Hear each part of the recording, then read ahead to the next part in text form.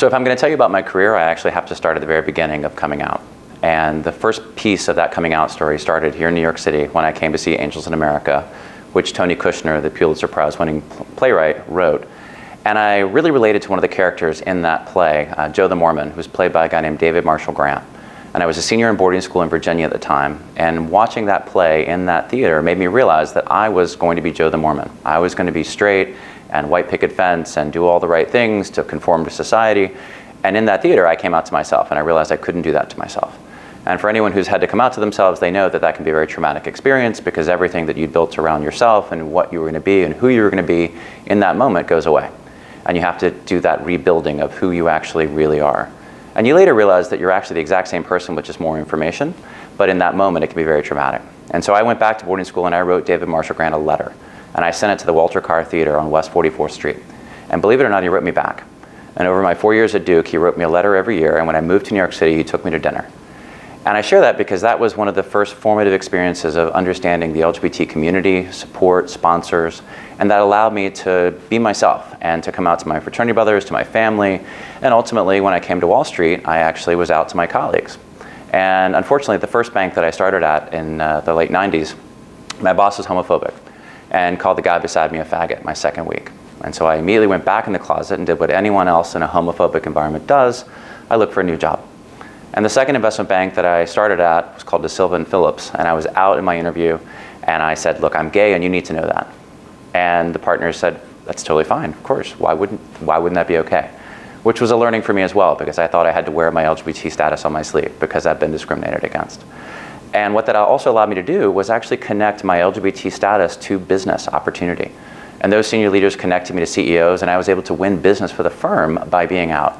And that was a new experience for me. And so in 2001, I switched sides of the world and went into private banking at Merrill Lynch and had to build a business and had to bring in $1 million a month of new assets. And if after 8 months I didn't have $8 million under management, I was fired. I was 26 or 25 and a half. And I thought, how could I do this? And I looked around and there was no one in the financial services industry at that time who was focusing on the LGBT market opportunity. And I thought, well, there are 1,049 rights at a federal level that gay couples don't receive because they can't get legal marriage recognition. Most of those rights have to do with financial services, estate taxes, titling, asset transfer, investing. And I thought, well, why couldn't we as a financial services institution actually create a niche to serve that market? And so I basically set about building that. And after the first 12 months, I brought in $100 million.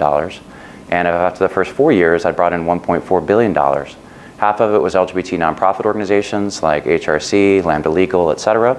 And we built and managed their endowments, their planned giving programs. And then the other half was domestic partner couples all over the country.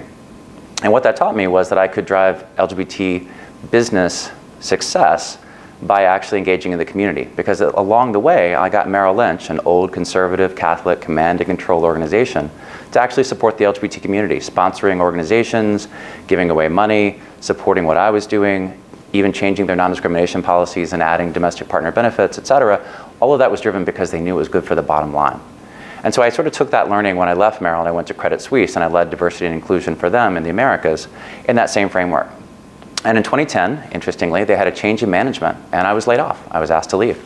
And I was given a severance check and shown the door, despite the fact that we had achieved all of our goals, which was also an interesting career inflection for me, because for anyone who's been fired, especially for no cause, you know, that's a moment when you have to sort of adjust yourself and say, how am I going to get past this? And I was sitting on my sofa with a severance check and a martini, and I thought, what am I going to do with the rest of my life? And I went back to the idea that LGBT inclusion was a business driver. And I looked around and I said, there's nothing that convenes that power of the LGBT community. And I looked at Davos, the World Economic Forum, and I thought, could I create that for the LGBT community? And so I used my severance check to self-fund the first summit. And we had 6 firms, as I mentioned before, Bank of America, Barclays, Deutsche Bank, Goldman Sachs, Morgan Stanley, UBS. And with those 6 firms from there, we launched Out Leadership.